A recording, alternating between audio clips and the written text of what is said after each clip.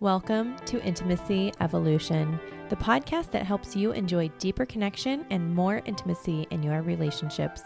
I'm Brianna Carey, relationship and intimacy coach, and together with my husband Mark, a licensed professional counselor, we're here to help couples create the relationships they crave. Relationships evolve over time, and that's okay.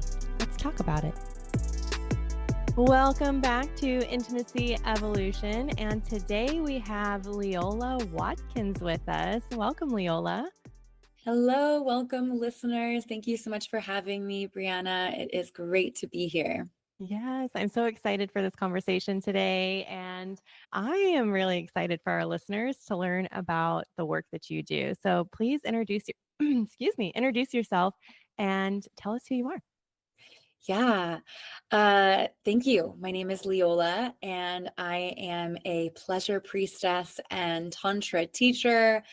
I am the best-selling author of Sacred Sex Ed and founder of Tantra Love Retreat, the Naked Soul Society, and I do a bunch of really fun things that involve empowering people to reclaim their relationship to the energy that brought them into this world, which is life force, it's procreative, it's sexual. So yeah, that's a little bit about me. Okay, well, there's many places we can go with that. Yeah. How did you find yourself in this work? Because it's very detailed. And so how did you navigate this journey? Yeah, I really kind of fell into Tantra and shamanic sexuality in a very organic way that was just a part of my healing journey. So I grew up in the Midwest in a pretty conservative area in Missouri, actually. And it was such a beautiful place to grow up for so many reasons. And I received so many amazing traditional values and morals. And there were also ways of being and more conservative values that felt limiting to me, or in some ways were inherently traumatizing. And especially in regards to how I was taught to view my body and sexuality. And I like to say that a lot of people in the Western world, if not everyone in the Western world, in America, receives what I would call an inherently traumatizing sexual education, just because of how we teach and talk about, intimacy and sexuality. Or just not talk about it. Yeah, or not talk about it. It's like, you don't need to have some instance in your past that you can point at and say, that was the moment that I was sexually assaulted, or this or that, or had a really, horrible first sexual experience, or whatever it was. It's like the way that we're teaching about this from the lens of religion, school sex ed, the media, porn, parents, like all of these things. Even if you had really amazing evolved parents, like your very first sexual partner might not have, or probably didn't, and might have projected some of their beliefs and thoughts onto you. And so that was kind of the environment that I grew up in, one where I was taught to be afraid of my sexuality. My sexual expression was taught to be something separate from me, wrong, bad, shameful. And so I did what a lot of people do, which was begin exploring my sexuality myself in my body.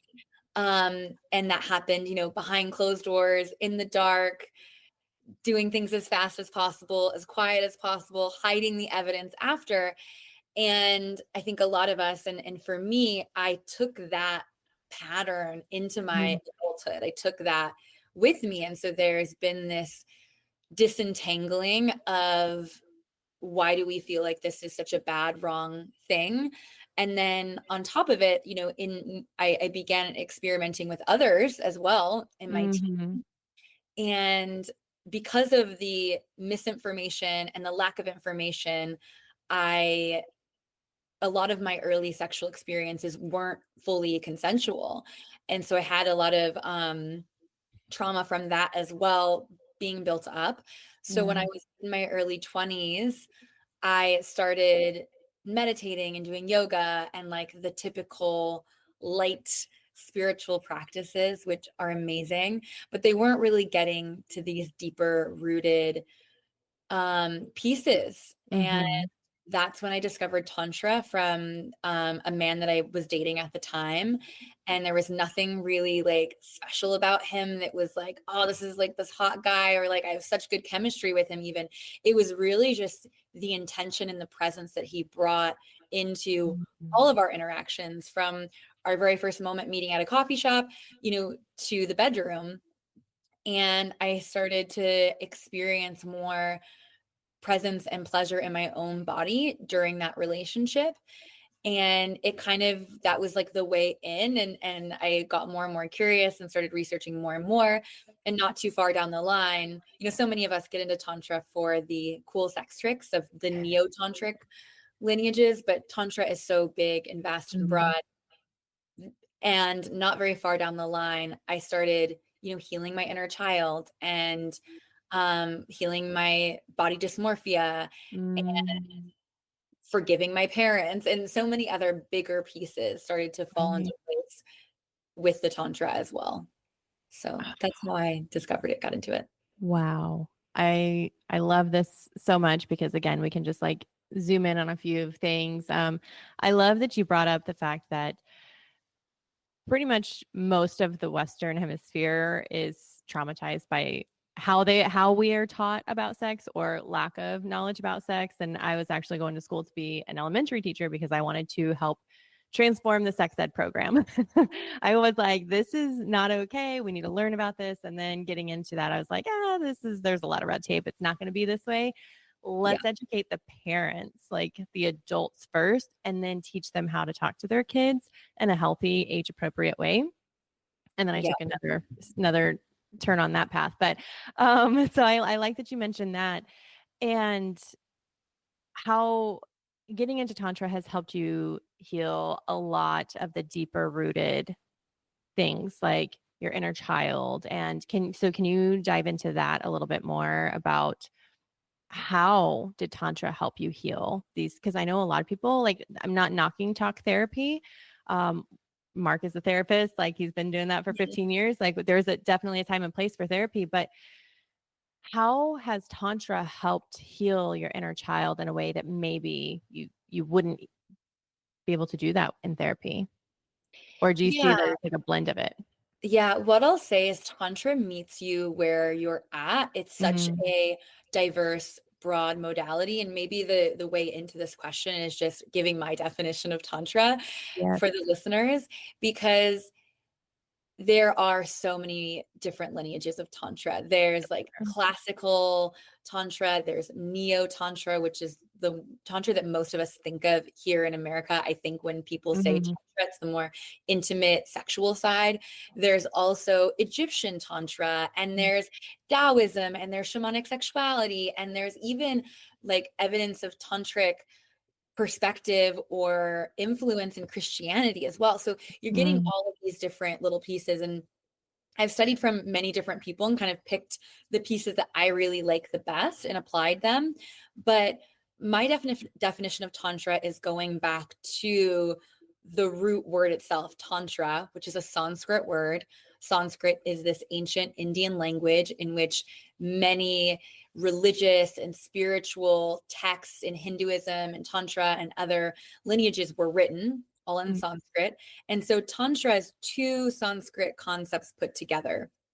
Tan is to expand, and Tra is to liberate. So Tantra then is this modality that is meant for empowering you to, grow, expand, and also liberate yourself, have freedom. And what I love about that definition is that it's so broad. What is expansive and liberating to me is going to be very different to what's expansive and liberating to you. And, every person on this call has their own definition of what's expansive and liberating to them now in this season. Because also, what was expansive and liberating to me 5 years ago is very different than what is now.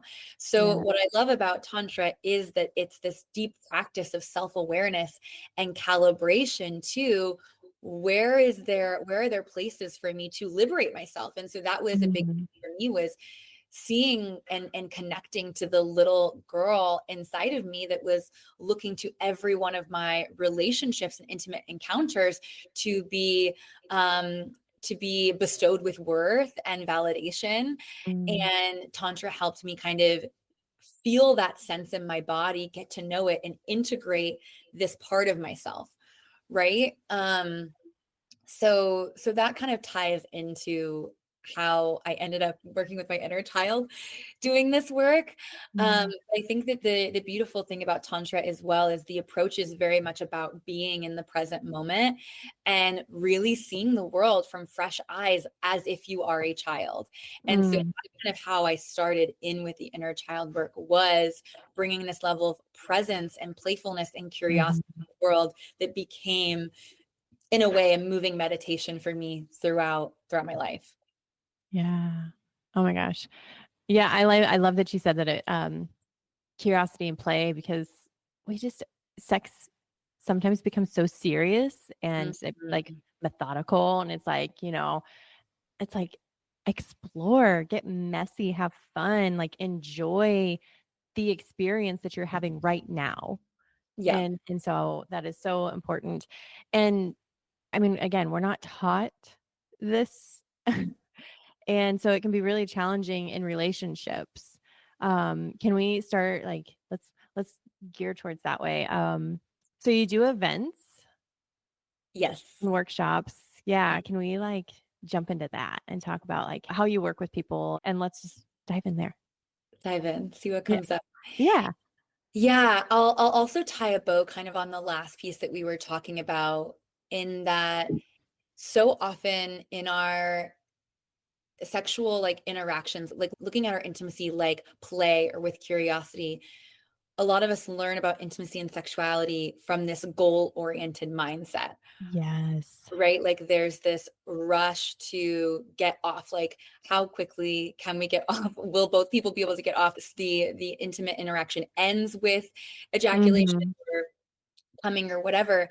And so much of what I love about Tantra is this idea that sex and intimacy gets so much better when you stop making orgasm the goal and start making connection and intimacy and presence and curiosity the Yeah, intent, right? Like instead absolutely. shifting to a way of being rather than this goal. Because when we're so Mhm. hyper focused on a particular goal, we might miss so much more magic that's available on the table, you know?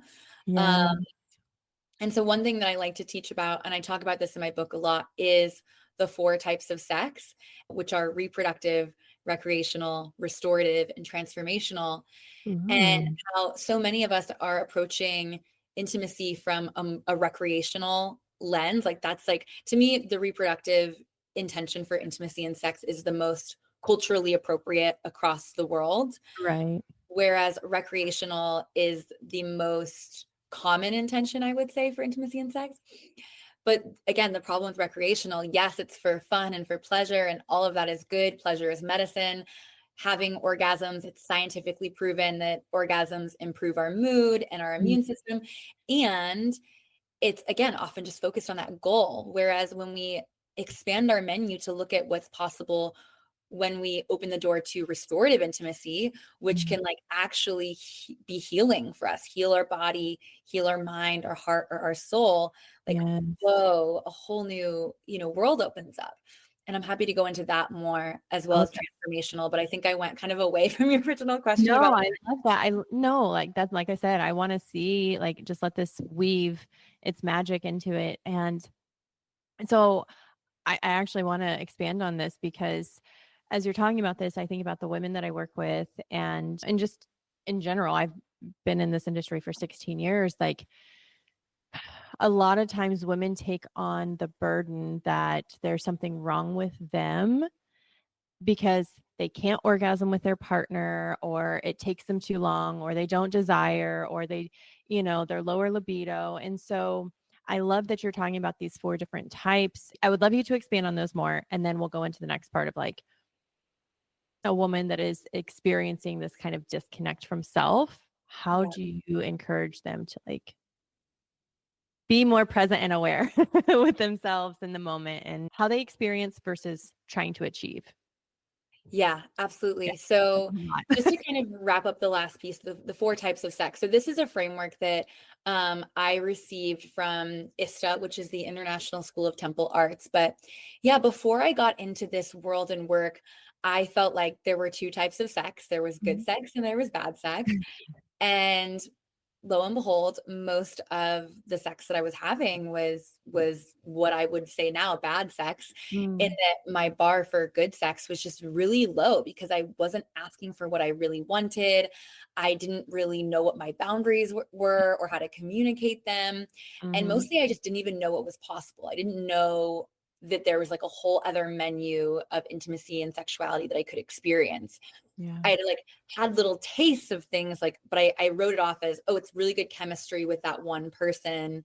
And it's nothing to do with me or my power as a conscious creator of my intimacy and sexuality. So I was leaving a lot of it up to chance. But the more I stepped into Tantra and shamanic sexuality, the more I started to experience something more, with intimacy. And then this framework really supported me in understanding what that something more was. So again, the 4 types of sex are reproductive, recreational, restorative, and transformational. And we talked like reproductive and recreational are pretty straightforward. Restorative, we talked about a little bit, but I'll go into it a little bit more so that people understand like, what is that? What could that look like? Like, what is restorative intimacy? So again, this is the type of intimacy where you're healing or you're restoring in a way. And so this could look like the type of sex where you're just crying and you have no idea why, but it feels so cathartic and good. Or it could be the type of intimacy where at the end of the day, you're really stressed out. You have a lot of tension in your body. And the last thing that you want to do is think about, self-pleasuring or connecting sexually with a partner. But you lean in, like it's like a deep tissue massage. Yeah, it's a little bit uncomfortable to get started, but you know that there's going to be this like relaxation that comes, this healing wave when you're able to push through the resistance there. Those are some examples of restorative intimacy.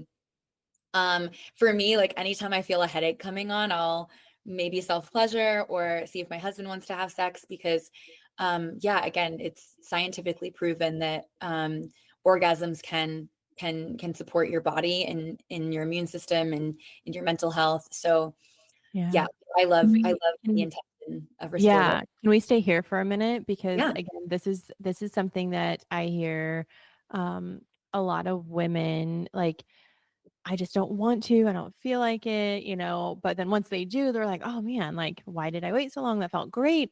And so I feel like there's this like internal conflict that I hear them talk about is like, I, they know that the connection part is good, but they're mentally not there. And so they have this like struggle of like, I don't want to do it just for my partner, or I don't want to do it if I don't want to do it. So how do you lean into the resistance rather and know that that's beneficial on the other side rather than it feeling icky like you're doing something just for your partner? Does that make sense? Yeah. So just to make sure I heard this right, Yes. you're hearing like a common deflection is I don't want to be out of authenticity with myself or out of integrity with myself by just doing something for them. So, okay. Yeah. So, yeah, what I would say is really getting curious about how it's also there could also be a positive benefit for you, very likely, and for the relationship, like the positive benefit of nurturing the relationship as well. I like to say, hey, time box it. And in fact, in my relationship, it's more often the other way where I'm the one that's more like craving sex or wanting wanting to make it happen. And my husband can be a little bit more like, oh, like I'm tired. I had a long day, whatever. And so what I'll say is like, let's just make out for 3 minutes and see what happens. 3 minutes. So like figuring out what that transition activity is, maybe if it could be just even solo dancing, like putting on your favorite sensual song and just committing to dancing for those 3 minutes. and then just see what's available on the other side. Is there an opening? Is there a curiosity? Because very Mm. often after those initial 3 minutes, there's a, okay, well, maybe we could get naked now. And then let's see what happens with the next 3 minutes. And it's like Yeah. just taking the little baby steps and being curious. Does I that love answer your that. question? Yeah, no, that's great because yeah. That answered it for sure. And then I also want to clarify like the restorative can be a solo journey as well. It doesn't always have Oh, to be yeah. with a partner. Like it can definitely be doing, naked dancing in the mirror and getting, acquainted with your body and reconnecting and just watching yourself move and, having a, self-pleasure practice. And I feel like that can also Yeah. be very restorative too. Oh, yeah, absolutely. All of these can be solo practices. Hmm. And I think that it's so empowering to give yourself a restorative intimate practice, because it's like, oh my God, I have this ability to like heal myself and it's fully for me. Yes. And I can do it for like it's all on me. Like I don't need someone else. Like how empowering is that? And Mm, just to give a little bit more of like an understanding of how this works and some more science behind the restorative piece. There's two really good books, Becoming Supernatural and The Body Keeps the Score. A lot of people are reading these books or have in the past few years, but both of them kind of teach this foundation that, you know, emotions are energy in motion. And mm, when we bottle up our emotions or we, you know, trap them in our bodies, the body keeps the score, right? yeah. Um, it's creating this dis-ease in our energetic system. And if we don't clear that dis-ease, then it might manifest as a physical disease, right? Mm, And so mhm, the beautiful thing about sex is that it's very naturally incorporating a lot of the same tools that these two books highlight as ways to heal the body. And mm, those tools are the three basic tools of Tantra, which are sound, breath, and movement. When we are having sex and we're fully present and we're not stifling ourselves or holding ourselves back or being quiet because we don't want to get caught or projecting our past trauma into the present moment, mhm, we're able to like actually allow that emotion, that stuck emotion, to express, to leave our body, because the sound, breath, and movement are helping release. yeah. That's kind of a little bit more of like Mm, how this works.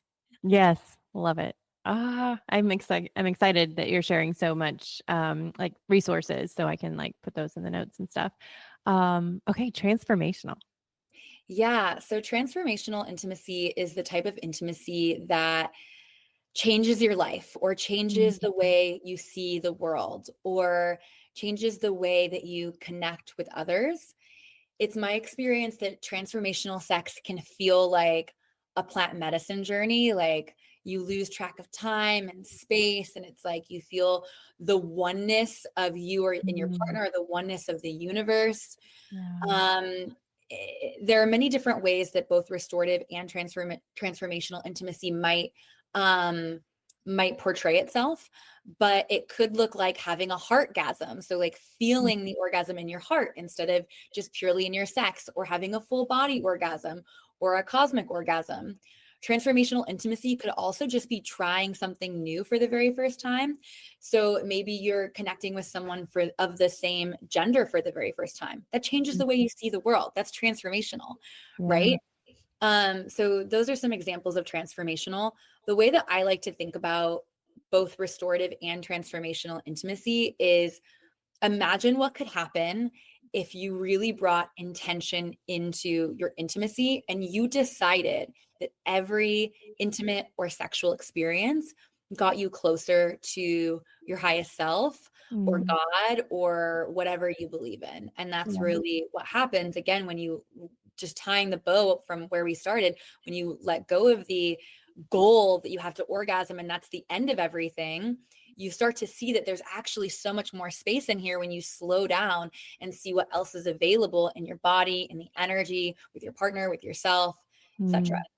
Mm, yes. That's so good. That's so good. I'm so excited to read your book. I want to dive into all of this. Um, yeah. I love that you Yeah. explained that in more depth. So now I think that's a great segue into like your workshops and the work that you do and how you like work with the community, like women that are wanting or couples. You work with couples, Yeah. right? Yeah. Yeah. So I work with pretty much everyone. I have different containers and spaces for all different types of individuals. But for the in-person work, I have a few different things. So I would say I'll start with our retreats. So we have a retreat called the Tantra Love Retreat. I also sometimes do just women's retreats, but those are more one-off and are often more reserved for my like women's mastermind. Mm, But these Tantra Love Retreats are co-ed, and singles are welcome and couples are welcome. So it's really this beautiful mashup of different types of people from different parts of their lives all coming together and having this life-changing transformational weekend. And we're doing all sorts of exercises that are meant to meet you where you're at, mhm, but are again based on the foundations of tantra and expansion and liberation. But we're working with like, how do you set boundaries? How do you communicate your desires? How do you find out what your desires even are? Because so many of us have been taught that our desires are bad or wrong. So we're mhm, unconsciously blocking a lot of them from even coming up. How do you give a yoni massage or a lingam massage, which could create a more restorative or transformational experience for you and your partner?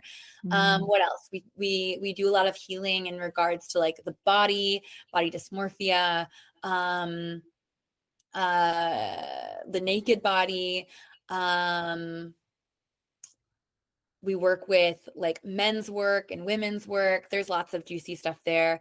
I mm, also host play parties here in Austin through Naked Soul Society. So it's a more tantric approach to play parties. It's kind of tantra workshop meets play party. Uh, mhm, and then I also work one-on-one with individuals and couples doing about 3-hour sessions with, tantric body work, or like creating for a couple like a tantra date night ritual. So they have someone to hold space, to go deep, build connection, and also have some tools that they can then take home into their, day to day as well. And I think that's a thing too that a lot of people think, oh, like tantra, I need to have like a 3-hour experience for it to be tantric. Not yeah, true. Obviously, that's amazing. You get, bonus points for that. But there are lots of like little mini rituals that you can do that only take 10, 15, 20 minutes. And so a lot of my work revolves around helping people access this energy in a way that works for them and works for their life and works for their partnership as well. And I yeah, think you were speaking a little bit about like women or individuals coming to you with like the curiosity around low libido or mhm, asexuality. And I could kind of bridge the gap into that now if you'd like, or yeah, that'd be great. okay, great. Yeah. So as we were speaking about like uncovering your desires and working with that programming that often keeps us stifled, Mhm, I have a lot of people that come to me and feel that they might be asexual or have low libido, but in reality, they're just not having crave-worthy sex. They're not having intimacy and connection that's making them want more. right, And a lot of my work is around empowering individuals to recognize that intimacy and sensuality and sexuality are really like this buffet. There's mm, so many options. And what is crave worthy to one person might be very different to what is crave worthy to the next person. So you can right, see there's a theme here with tantra. It's like everyone's different and like there's no right, wrong, good or bad. It's really right, about intention, right? But yeah, so you may not even know what is crave worthy to you because you don't know what's on the menu. And mhm, a lot of us have, spent our whole life doing what I call slurping society soup sex, which is super focused again on having an orgasm as fast as possible. And Crave-worthy sex is the type that leaves you wanting more, maybe not like you're so fulfilled afterwards, but you're like, ooh, like I when's the can't wait next? to have that again. Yeah. Yeah, exactly. Like you're dreaming about it. You're thinking about it all the time. Like, that was so good. Yes, yes, yes, yes. And for many, that doesn't look much like what we see on the media or in porn, right? I mean, you think about like movies, so many movies or TV shows, the way they portray sex is actually very similar to porn, and it's very orgasm focused, and it's like Mhm. quite theatrical and not really authentic in nature. So you are probably using this one blueprint for intimacy, not realizing that there's actually a lot more out there. There's Mm. more sensual expressions, there's more kinky expressions, there's more energetic expressions.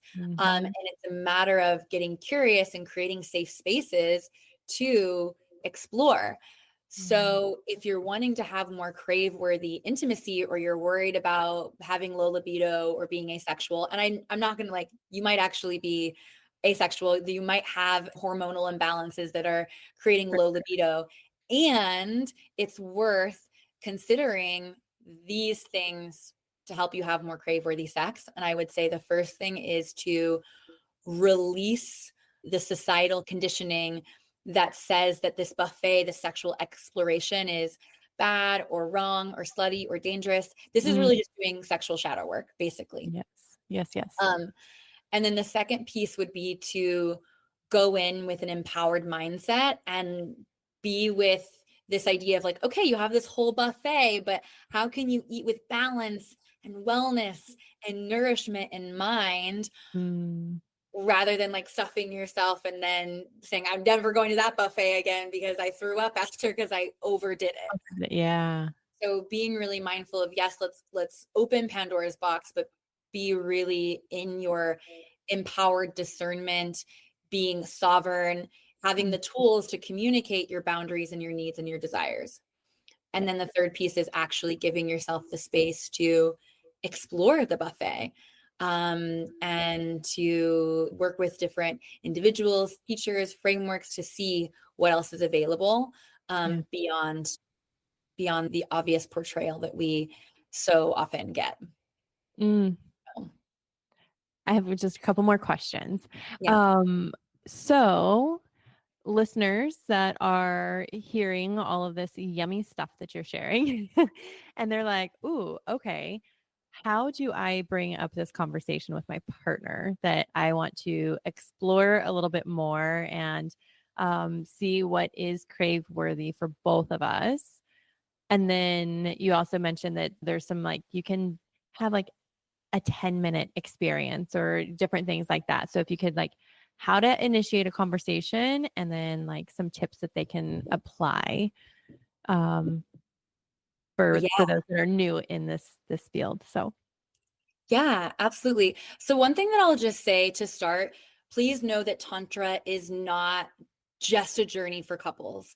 Exploring Tantra alone can be wildly enriching. And I actually work with a lot of people that are married, have been married for years, and one person is really into Tantra and is wanting to bring this in, and the other person is a lot more cautious or even resistant to the mhm, journey. And so, so I work with them on, okay, how can we empower you to work with Tantra yourself and maybe mhm, slowly bring your partner in at the pace that feels good for them, to their desires, but it's not necessary for you to have a partner to explore Tantra at all. And in fact, the first 5 years that I was practicing Tantra, it was mostly a solo journey for me. And that was mhm, really, really empowering for me as well. for sure. So yeah, so I would say the first thing that I would do if I wanted to bring this to my partner is to get really curious and clear about my own intentions. Mhm, So before sharing about Tantra, do your own study, like reflect on your motivations. Are you aiming to, inspire them to create more connection? Like really getting connected to the why and being really cautious of any shadowy desire to like fix your partner. Okay. So that's a really important piece to, again, let go of the goal and be conscious and present and available for the opening that is correct for them on this journey. Mm. The second thing that I would say is practice living the tantric lifestyle yourself. So sometimes rather than like directly introducing your partner to tantric practices, focusing on being the embodiment Mm.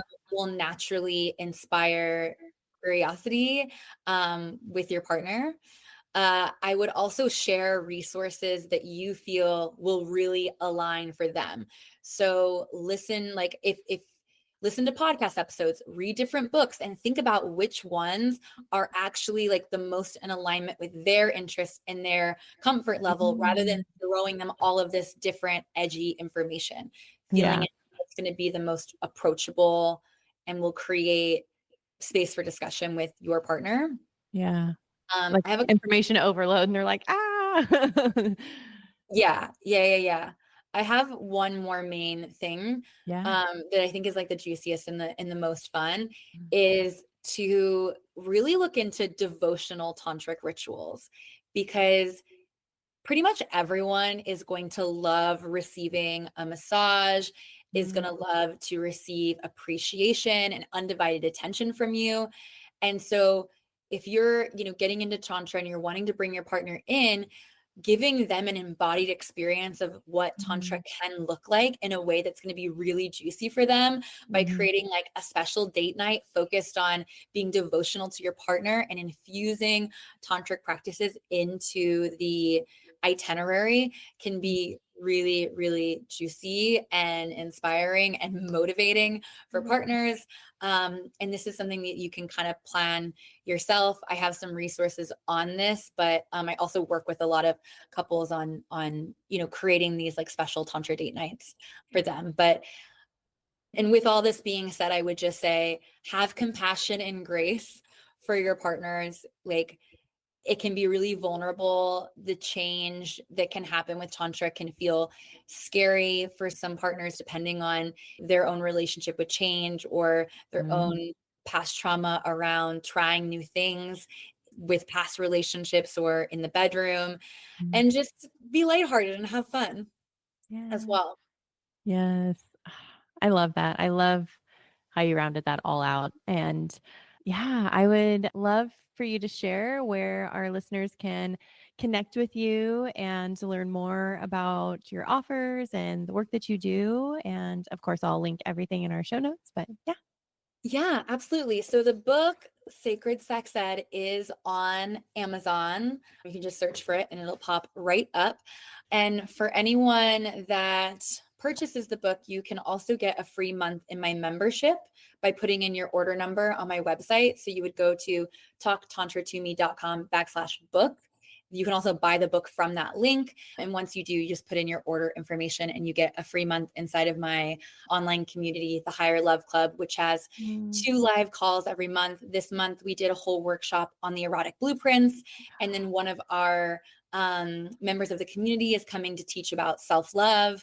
Mm. And then there's also over 40 hours of additional tantric content that's different from the book in the community as soon as you join. So Wow. buy the book, you get all of this amazing stuff for free as well. You can find me on Instagram at Talk Tantra to Me. And then my website is also talktantratome.com. And you can find out all about upcoming events and retreats and other ways to get involved there. Yay. Oh my gosh, that's amazing. Like I said, I'm excited to buy the book and then I'll be joining the membership as well. So very excited to be in there. Leola, thank you so much for joining us today and sharing just an incredible perspective into Tantra that I don't think many people know that side of it or just how like vast Tantra is. And so I love all the little tidbits that you shared. And yeah, I'm excited for everybody to take some nuggets away. Thank you so much, Brianna. It was great. And thank you so much for the listeners to be open to a potentially taboo and edgy conversation. These conversations are so important, and I really appreciate the openness. Yes. Thank you so much. Thank you, everyone, for listening. And we will see you next week.